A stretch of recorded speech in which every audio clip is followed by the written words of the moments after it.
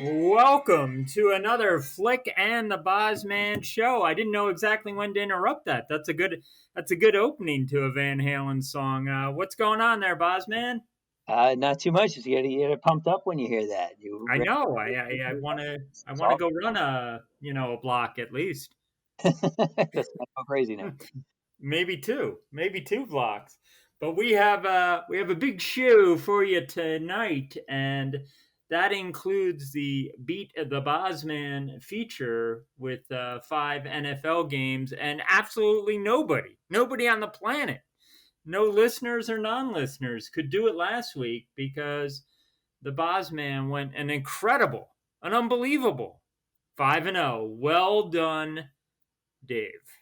We shocked the world, baby. I was not shocked. I knew you had it in you. I knew you could do it. But you don't leave any openings for our listeners when you go 5-0. So that's why it's just the two of us tonight. You have to talk more tonight. We don't have a winning contestant. I'm up for the challenge. I can talk. You can talk. Yes. Not Yes, the you. hard part. But how do you go from having the two let's say less than stellar weeks you had to a week like that? What turned it around? I'd like to thank the good Lord for inspiring me with the picks. You just got to take them one pick at a time. Sometimes you win. I don't know. I'm trying to. That was good. I was believing that. I was believing you believed it. I was But channeling my inner Crash Davis on that one. but But you you don't even know what these games are going to be. well, So go I know go. there's only so many there can be. Well, that's true. That's true. Are you ready to try this week's? There are already some people who have sent their picks. That's awesome. I am ready. I'm gonna take Indianapolis. You don't even know. Yeah, wait. Already, there's some cheating and Oh, some vote recounting that needs to be done because that game's already been played. no, But you did know the winner, so that shows I you wasn't paying that much attention. Yes, care. Frank Yes. actually probably would have picked Tennessee in that game. So I'm glad we did Shh, record shh. on We're Friday. trying to we're trying to pawn you off as an expert here. What are you doing? You're killing the bit. But some people have already answered because I released what 5 games it would be on the Twitter site. Luckily, I figured you Ah, wouldn't check that out. And that's at FlickBoz on Twitter, and you can put your picks there, or you can get them to us on the YouTube site or on Gmail. But you ready for the first game? It involves your favorite team oh boy, I am ready. as I, the Philadelphia Eagles travel up, 295, I guess, up the turnpike, up something to yes, get to the Meadowlands and Giant Stadium to play your Giants. yeah. I said last week I don't like picking the Giants, and you didn't listen to me, or maybe you did. I don't know. Uh, the good news is the Giants have won a couple games out of their last four. They've been competitive in most of their last few games. I think the last time they lost by more than a touchdown was Week 4. Um, the bad news is they don't play the Redskins again, or sorry, the Washington Team Football again. They keep doing that. Uh, and the Eagles are what passes for the class of the NFC East here. What, Uh, 3-4-1, I believe. 3-4-1. They are arguably have a chance to finish above 500 in this epic, awesome division. Um, Interestingly, the game against the Eagles, the Giants had just a couple weeks ago that they lost by 1 point. Uh,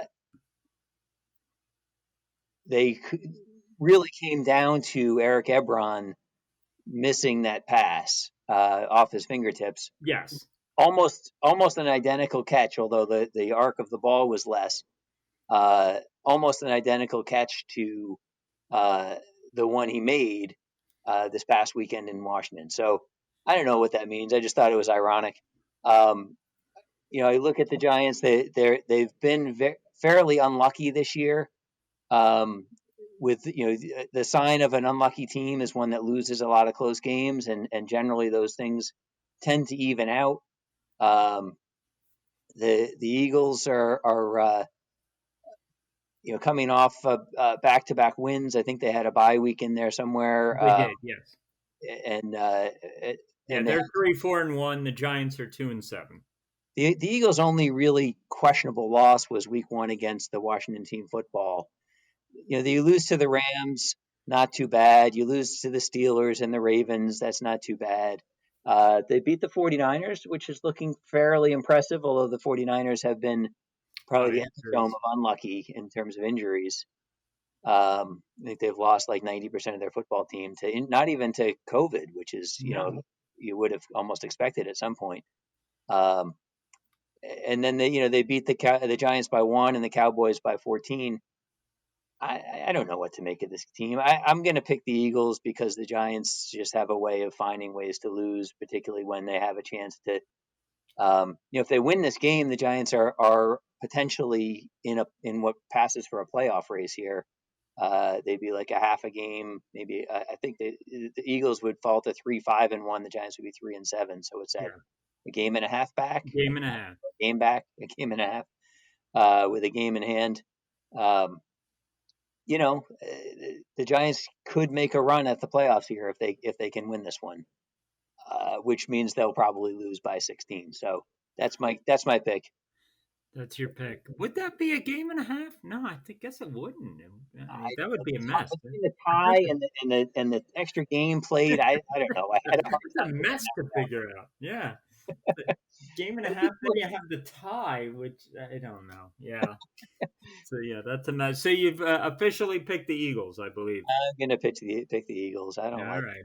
I wrote it down, so it's official now. All right. Then we have another barn burner with Denver going to play the Raiders. 3-5 versus 5-3.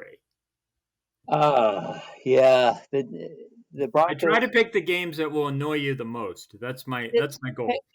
That's a good theory. The Broncos too have lost mostly, other than losing to the Falcons this past game.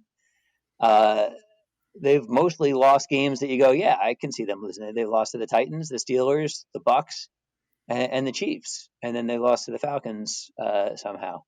The teams they've beaten haven't been that impressive, but they're not that bad a team, right? They beat the Jets, the Patriots, and the Chargers. By the way, whenever I see LAC, I always want to say the Clippers. I like that you get an unnecessary dig in on the Jets any chance you get. So that was unnecessary about that. I mean, what was a dig about that?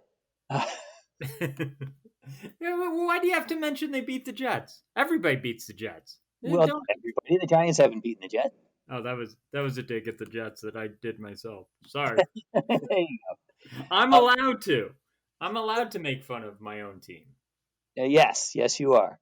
What do you think my emotion was as the field goal sailed through for the Patriots? I would say it was probably yes, I'm glad. It was figured. Seems about right. I was not happy. I don't want to say I'm pro tanking. I was not happy. I was not sad. I was nice kick. Oh, Folk. I remember him. Yeah. Yeah, exactly. The Raiders, and by the way, I was reading, and speaking of people messing up where teams are playing, I saw something earlier this week mentioning the Oakland Raiders playing this week.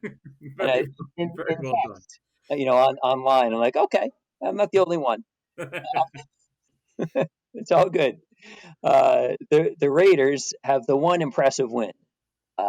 Somehow beat the Chiefs by 8. And I did see a theory that the Chiefs might be vulnerable to the way that the Panthers showed to people who do funny things with trying to control the clock or control the pace of the game. And I think the Raiders kind of did a little bit of that too. Anyway, that's not relevant to this, but they have that impressive win, which is somewhat relevant. So I think I'm going to take the Raiders here. The Chargers have been getting some great quarterback play out of Herbert. But they're playing the Broncos. What did I say? The Chargers was the team they last played. I'm sorry. I'm getting myself all combobulated here. The Broncos have those How'd you wins. go 5-0? I'm very confused by this. I told you that by just taking one game at a time. Lord willing, things will work out. The Broncos last win was against the Chargers, which is what I was getting at, and an impressive win because of Bobby Herbert. No, That's a bear, and that's not relevant either. no. What's his name? Justin Herbert. Sorry, the other Herbert. A bear, but Herbert. I think that's a Seinfeld thing. The Broncos have been playing moderately better lately until the puzzling loss last week against the Falcons, as I was mentioning. I'm going to take the Raiders in his. So no need to try to get overly fancy on this. The Broncos are a puzzling team at best. Both of them are a little bit, on the mediocre side. Broncos are sort of kind of on the edge of the playoff race here, but I think with a loss this week, they'll comfortably fall out of contention. All right, so far you got the Eagles and the Raiders, which was once a Super Bowl matchup, but that was many years ago, and we move on to Game 3, which is Buffalo at Arizona, a matchup that only happens once every 4 years. Well, in Arizona, it happens once every 8 years, right? Once every 8 years, yes. So the Cardinals, everybody was starting to feel pretty good about the Cardinals, and then they go out and lose to the Dolphins at home. A nice win for them the previous week against the Seahawks. They beat the Jets in there. Wait a minute. Wait, Buffalo beat the Jets too. That's a non-convert. You got to throw those out. Oh yeah, right. No, I just had to mention that. The Bills, I had a sense of this that from looking at the Bills are 7-2 and their point differential is +9. Yes, that's hard to do. But you got the stat accurate. 242 to 233. That's a difficult feat to pull off. Going on the road, I'm going to take the Cardinals in this one. A bit of an upset, but I like the streak they've been on. Playing a little bit better, getting Hopkins in there was a key addition in the offseason. And Kyler Murray's been stepping up his play in his second full year. So take the Cardinals in this one. You're taking Arizona over Buffalo. Last time they played, it was a Buffalo win, 33-18. Well, then I will take the Cardinals. If you could tell me what the fourth quarter score was, I would be impressed. Just the scoring in the fourth quarter, the last time these two teams played. The scoring was 15-8. 5-3. Oh, I was close. You were close. You threatened. 15 was, you were on the right track. I thought 5-3 was very interesting. Yeah. Arizona had 5 and Buffalo 3. We will move on to game number 4 for you, and it features a 6-2 team visiting a 5-3 team, and that is Seattle at the Rams. Divisional matchup, key game in the series, in the season. The Rams kind of need this one. They both kind of need it. Everybody in that division has a positive point differential. The 49ers are the only team under 500 at 4-5. And I mentioned to you earlier this week, strangely, bizarrely, in my opinion, after most teams have played either 8 or 9 games, the 49ers are the only team with 4 wins in the entire league. Exactly 4 wins, yeah. 4 wins. Just a bit of strangeness that amuses me. 4-5, and as you mentioned, they're I believe 18 points over in their point differential. I'm going to take the Seahawks in this one to bounce back from their cross-country loss to the Bills. I still believe in the Seahawks. I still believe Russell Wilson is the presumptive MVP of the season so far. They're going to have to do a little better on defense than they've done. I think they're now the 3rd worst defense in points scored in the league. But I'm not a big fan of the Rams. I just feel like they've been kind of stringing it together for the last couple of years. Aaron Donald is arguably one of the best players. and even if you take out quarterbacks, you could make a case for him as the league MVP, as good as he's been, leading the league in sacks, I believe, and certainly just a monster to Oh, handle. there are a couple running backs having some very good seasons.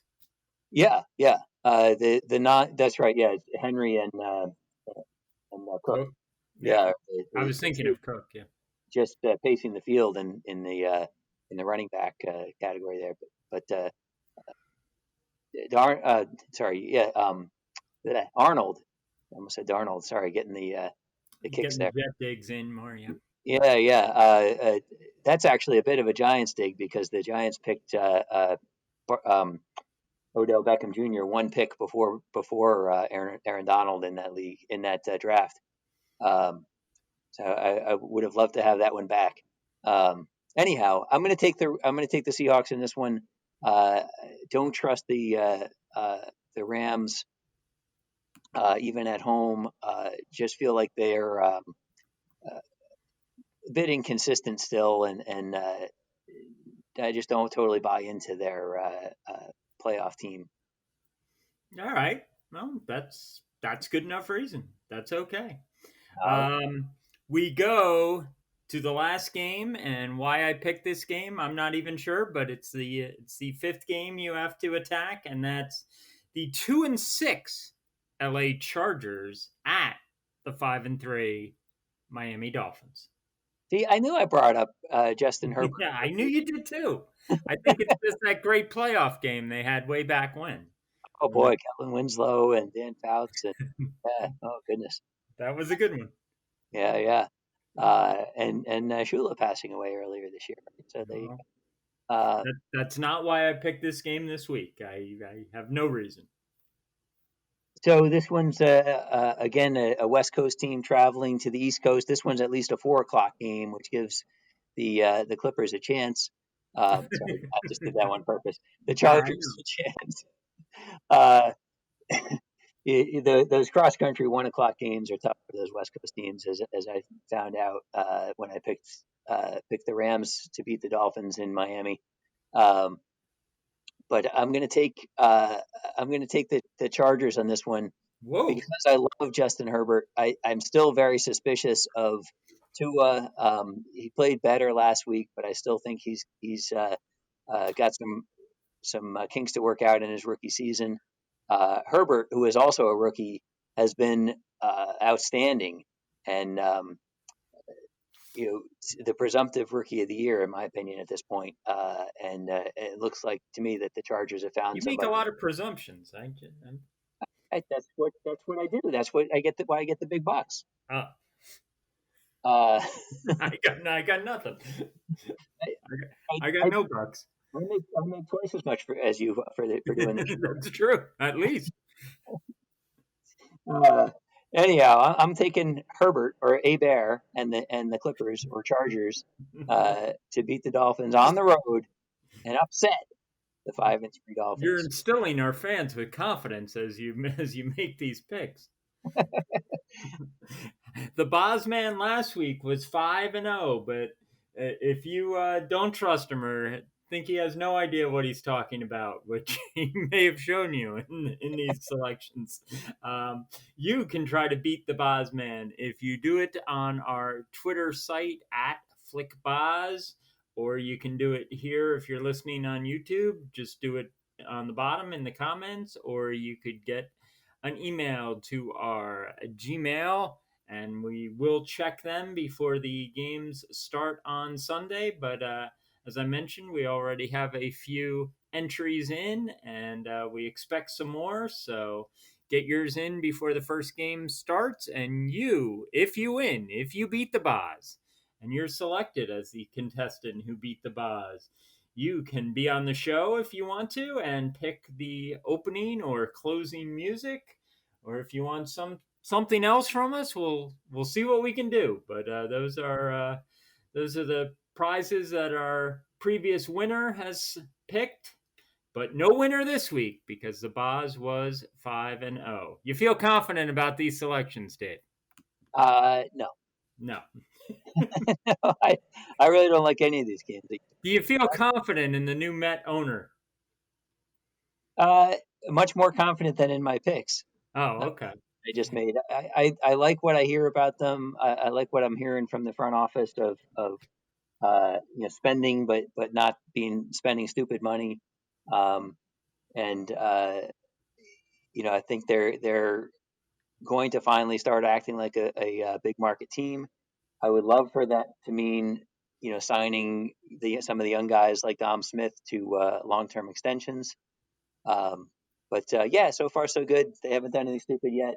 Um, Well, so we will go. The reason I brought that up, two reasons, is we'll probably cover more of that next time we do a show. But I also wanted to point out when the ownership was still in doubt, we tried to hire Dave as the GM as the Mets and recorded his thoughts back in episode 13, and those episodes are still available here on YouTube, so you can listen to his GM ideas, and most are still very possible right now. And I thought he had some excellent ideas, and I like to make fun of him as much as the next person, but he'd make a great GM for the Mets. But even just as a fan, Dave gave you some super ideas, so give that a listen if you are enjoying this show.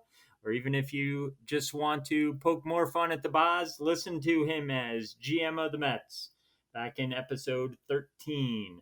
But for now, we still have two things to accomplish today, and that is move a step further in our best Game 7 bracket, and we also want to tackle some trivia. So, where do you want to go next, Dave? why don't we end up with a trivia? Let's do the game sevens next. Well, Game 7 now. We've had a long tournament, 32. I believe we actually started with, how did we do it? 48 games, right? I think we had uneven amount in that we didn't have a 32 or 64 game tournament, but we had lots of World Series and basketball series, hockey series that went to 7 games. But now we're down near the end, and we are going to pick a couple out of the 4 remaining. And we had our experts helping us out. One of our experts, Kevin, was the Beat the Boz winner a couple weeks back. And we also have Tim Grasso as one of our experts. And I have to give him a shout out as he is now the Mercer County 40 and over tennis league champion. Not only is he an expert on flicking the Boz, but also a tennis champion. So round of applause for Tim there. Well earned with a he didn't have a game 7 win, but he did have a huge semifinal upset and then closed it out in the championship. So wanted to give him a shout out. But Dave, are you ready to attack these two matchups? Yeah, I'm ready. All right. We have the 1960 World Series Game 7 up against the 2016 NBA Finals Game 7. Which was the better Game 7 in your opinion? Yeah, both of these are really tough matchups today. We'll talk about the other ones, the 2 World Series game sevens going up against each other. But what I was looking at, and we've talked about both of these series a couple times already, so I was trying to think of different ways to approach this. I mentioned this a little bit in the past, but this really was, in many ways, a David versus Goliath that gets overlooked a lot in today's day and age. Um, the Pirates started out as a franchise, and they won. They lost the original World Series 5 games to 3. Yes, that's right, 5 games to 3 in 1903. They won a World Series in 1909. They won again in 1925 and lost again in 1927. Got swept by these same Yankees, the Murderers Row Yankees. And then the next 32 years, they'd never made the postseason again. Obviously, that was the only one way to make the postseason in those days was to win the pennant. They finished second 6 times in that period. And so this was the first time in 33 years that Pittsburgh had made it back to the World Series. After this time, they had a time in the early 70s where they made the playoffs 5 out of 6 years. They won again. They won one of those in 1970. and won again in 1979 with Pops and We Are Family Pirates. And that 1979 was the last time they appeared in the World Series. And in the last 41 seasons, they've made 6 postseason appearances. Uh, so this is a unique situation here, or a very rare situation anyway, of a fairly bad team. And the Pirates have had, I don't know if bad is the right word, but for a team as storied as they've had a lot of lean years. Is that a fair way to say it? Yeah, I think so. Especially recently, especially that in our lifetime. Um, that's a lot of time between drinks of water there, and so this was a big win. And the Yankees, conversely, I know everybody knows how much the Yankees have won: the 27 World Series titles, the 40 pennants. In the last 100 years, since the first time the Yankees made the playoffs in 1921, they've made the playoffs 56 times. That's a lot. That's Incredible. and 27. So 27 World Series titles they've won in the last 99 chances because of the strike in '94. Um, that's a pretty good percentage, and all the reason that I need as a an avid rooter of David versus Goliath to think that this is a great win for the Pirates. Uh, you can't really make that case with Golden State and Cleveland in the NBA Finals, No. but the Warriors had, and I think you can still use the past tense, although we'll see how they do with getting everybody back healthy and a number one overall pick. They may just have like a 1 year hiatus from being really great. Um, but they had a tremendous run of championships, interrupted by this one loss to Cleveland, Yes. 2016. Um, and this was, I mean, LeBron James is just one of the all-time great athletes. Uh, Put together a pretty good game here too. yes, he did. He became the third player ever to have a triple double in Game 7 of the NBA Finals. Uh, Which not isn't easy when a winning team only scores 93. It's tough to get your triple double there, but he Yep, did it. he did it. And I was watching the end of this again. Um, it was 89-89 with 3:30 to go. Nobody scored until Irving hit the key 3-pointer with 54 seconds left. Uh, Curry misses a three at the other end that would have tied it. LeBron get in that sequence, just under 2 minutes to go. LeBron had that epic block against Iguodala coming from nowhere. Um, and then closing out the game, he gets fouled on a slam with 10 seconds left, hit one of the two, and that was pretty much the game. So And that was enough. That put him up 4. I put him up 4 with 10 seconds left. Yeah, so that Yeah. uh, Irving with a huge game with 26 points. the, yeah, exactly. So this isn't, you don't have the epic David versus Goliath. You don't have a walk off, game winning shot here. What you do have that makes it a really interesting pick is the city of Cleveland's drought that had gone on since 1964. I think that's why this game has advanced this far in the tournament. Yeah, yeah. And conversely, Pittsburgh, as bad as you feel for the Pirates, the Penguins and Steelers have been pretty good. Yeah, not bad. Not bad at all. Championships over the years. So I've kind of gone back and forth on this one. I think there may be a little bit of a recency bias, maybe just a little bit of a desire to see not an all baseball final go through out of these two matchups. But I'm gonna take Cleveland in this one. Whoa! I must say I'm shocked. Eh, Even sent me the Mazeroski home run clip to play. I know, and that we talked about it I can before. do here. I'll try.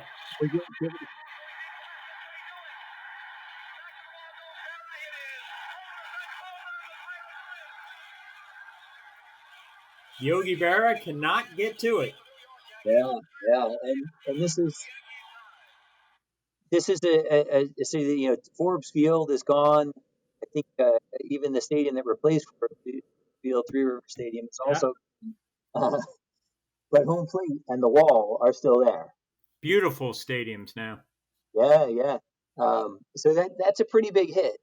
It's just the one hit and just the one play, and what was otherwise kind of a poorly managed game series by the Yankees. Uh, they outscored the Pirates by almost, I think more than double their total runs scored, if I remember correctly. So that plays into it a little bit too. As I said, I think you can go either way with this one. I'm gonna take the Cavs. All right, and that will advance the Cavs. And the other matchup we're looking at today is a battle of World Series with the 1976 World Series, the Red Sox and the Reds, and the 1991 World Series with the Braves and the Twins, which was the better Game 7. I think it's 75 World Series, right? 75, I apologize. Their big red machine was swept. Swept It was swept away, yes. yeah. So uh, this one, the Red Sox and the Reds. To me, this one advances this far. The Game 7 was a good game, maybe even a great game, but 75 World Series is remembered for Game 6, and so that to me is a bit of a knock against it. Game 7, the Red Sox started out 3-0. Uh, the Reds came back, a 2-run homer off of Bill Lee, Bill the Spaceman, one of the best nicknames ever. Uh, and then Pete Rose tied it up a little later to make it 3-3.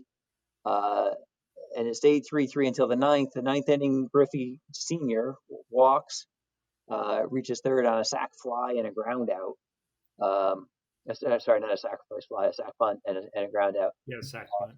And then the Red Sox intentionally walk Rose, but Morgan gets a clean single to make it 4-3, and then the Reds get the go 1-2, make the Red Sox go 1-2-3 in the ninth, and that's that. So not a walk off. It's not exactly an epic game. It's really Game 6 that makes That's this. a good argument that the better game of the series was Game 6. Yeah. Um, I think what would have been interesting, what might have been interesting, is to put Mazeroski up against either of these. But in the '91 World Series, we know about how it was 0-0 into the 10th, and Jack Morris going the whole way, and young 24-year-old John Smoltz pitching against his hometown hero, who had been the longtime Tiger. And so many close chances for both teams to score in the 8th and the ninth, and again in the 10th even. And there was one play that I had missed, and in my rereading of it and so forth, that I thought was worth bringing up. I think it was in the ninth when Gant starts off. Sorry, the Braves. Let me get back up here. So Smith leads off sorry, it was in the 8th. Lonnie Smith leads off Yeah. the single. When you Pendleton said there's a play, it was the Lonnie Smith base running blunder, right? base running blunder, exactly. We hadn't talked about that before, right? So Pendleton doubles, and Smith gets deked into thinking that the ball was already on the infield by the Twins' middle infield there, pretending that they One already of those plays that never works, and it worked. Exactly. And somehow that got them out of the situation, right? Gant grounds out to first, and they hold the runner. They intentionally walk Justice, and then Sid Bream, poor old Sid Bream, hits into the double play, first to home to first, and that was a sure chance that fell by the wayside for the Braves there. So. And then, of course, the epic, walk-off hit, not epic exactly, just a clean single. The play at the plate was really the feature of that. It wasn't like your walk-off home run, but the reasonable shot to throw him out at the plate and didn't get him. And Yep. I'm going to take the Twins in this one. I think mostly based on I the would. walk off play and the epic performance by Morris. Nice. I would too. I think it's the most memorable Game 7 of my lifetime in any sport. And I didn't have a rooting interest in it. I just thought it was a well played game, a well played series, an interesting series. I didn't know who was going to win it until the last moments. And yeah, so the 91 World Series will advance and the 2016 NBA Finals. And we'll try to compare them in uh, some form if we can on a future show. But I've been worried all day about the challenging trivia Dave is probably going to ask me, and I have to phrase everything in the form of a question. Is that correct? Well done. That is correct. Uh, uh, obviously you and I spent many afternoons and evenings watching Jeopardy growing up together. I'd often spent an afternoon or evening at your place watching the game, watching the show, and uh, you were the one that broke the news to me that Alex had passed on. So to remember that and to honor his great legacy, we're gonna, for today anyway, uh, ask these six trivia questions in or ask present these six trivia bits as answers and questions. And the Are theme there of any video daily doubles? there are no Oh, daily there's a doubles. theme. Of course, there's a theme. The theme of today No daily doubles. is religion and sports. Oh no! Touchdown, So Jesus. no. Question one: This player, Question one. Answer one. sorry, answer. I'll take religion and sports for one question. Thank you very much. This player was the intended target when Terry Bradshaw threw the pass that became known as the Immaculate Reception. I'm going to say who is. Well, Franco ended up with it. Wait, he wasn't the intent. Who is.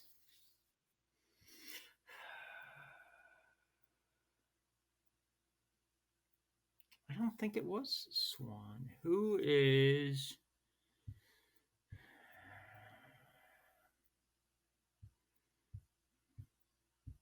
I don't feel good about it, but who is Lynn Swan? Okay. Uh, question or answer number two. I don't. It's too late. I took too much time. I don't like my answer, but okay. I don't like my question, but I'm sticking with who is Lynn Swan. Okay. Answer number two: the Mile and High Miracle. It was memorialized in the movie Hoosiers when a school with only 161 students defeated Muncie Central, a school with 2,200 students, 32-30.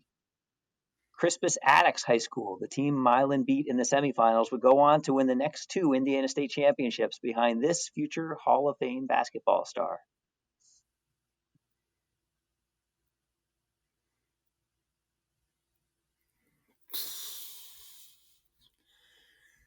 Who is Oscar Robertson? Oscar, the big O he's going with. Oscar Robertson. So far, I don't feel good about either of these, but Okay. Answer number three. if you disagree with my answers or agree and want to tell me what a brilliant question answerer I am, you can do that on the here on the bottom in the comments. You can insult my answers, or you can give me an attaboy. Answer number three. When Roger Staubach threw the first ever pass referred to as a Hail Mary to Drew As Pearson, a Hail Mary, yes. this four-time losing Super Bowl team was on the losing end. Who are the Minnesota Vikings? The Minnesota Vikings. That is definitely a team that lost 4 Super Bowls. So that I feel better about this one. I feel good. I feel good. You're getting my groove back, like all right. Stella. Answer number 4, like Stella. Answer number 4, Ken Morrow. a member of the Miracle on Ice Olympic hockey team, I don't feel good about this one already.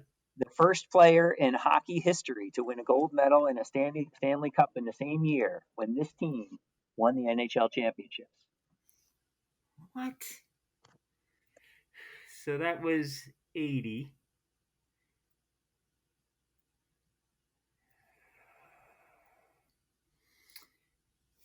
I got it down to 2. And they are. Was it a United States team? It may have been. Nah, that's it may have been. It was a North American team. Yeah, that doesn't help. Ah, In the North American Hockey League or in whatever the NHL stands for. Who are the New York Islanders? good job forming it in the form of a question. Thank you for that. The 1960s. Whether I'm right or wrong, I formed it in a question. Yes. It's got to be them or Edmonton, so I'm going with them. Okay. The 1960s. When I say it's got to be, I mean it's at least a 50% chance of one or the other. All right. You got a coin toss of having it be one of those two, and then another coin toss to Exactly. Yes, that's what I need. I need 2 coins to go the right way. heads and then heads again. I feel best so far about question 3.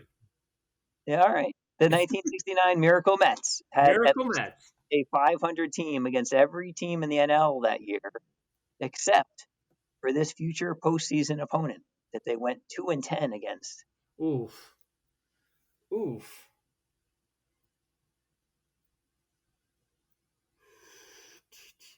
So future opponents, I admit who I was going to shout out I now don't like as my guess. My first, I'm not going with my first instinct because I think they were in the same division at the time. They are not in the same division now. Right. I'll say, who are the Cincinnati Reds? Cincinnati Reds. That could have been in the playoffs at some point. I don't remember them doing that. That's the question. That's the hint that I gave you in the question. That they played this team in the postseason at some point. Oh, at some point. Yes, at some point. Yeah, wasn't Rose fighting with? Oh, that's right. That's right. I forgot about that. Yeah, as I said it though, I'm thinking that was the 73 Mets. No, that's fine. The question is, at some point in the Mets history, they played this team in the postseason. Yeah. I'm gonna stick with the Reds, but I don't like it. Yeah, you may infer from the way I responded that it might not be the Reds. Yeah, I'm thinking it wasn't. But I was thinking of the Buddy Harrelson, Pete Rose. That's right. Scuffle, melee, as it were. Yes. Almost as epic as, or right there, I think, when Ray Knight, Eric Davis, but that was not a playoff game. Same teams, though. Same teams. So they played the Reds a bunch of times. What are you doing to me? A bunch, at least 2. Answer number 6. Did they have one of those one-game playoffs against the Reds, too? They might have. Wild card, play-in, I don't know. Go ahead. Voted by fans as the greatest game in Monday Night Football history, the Monday Night Miracle featured the New York Jets. Yes. A 30-7 deficit by outscoring the Dolphins 33-7 in the fourth quarter and overtime. This player, who finished his career with just 1 reception, caught the game-tying touchdown. An even better nickname than Flick, I would say. Probably even better than Bosman. I'm going to go with Jumbo Elliott. You sound pretty confident. I sound pretty confident. I feel best about question the multiples of 3. I feel pretty good about 3 and 6. The 1, 2, 4, 5. I don't feel quite as good. All right. Well, that wraps up today's Jeopardy-inspired trivia time. Did I give you who is for that one? I hope so. I know I did it for the first 5, but who is Jumbo Elliott? I hope I did. Well, that also wraps up a busy week for us and a busy week here on the show. But we appreciate you listening. We hope you enjoyed it. If you want to correct some of my trivia blunders or get in your selections for this week's contest, you may. And if you happen to beat the Boz, you too could be on the show. Dave, have a great weekend and enjoy the football and other activities that life brings you this weekend. You as well, Cliff. Thanks very much.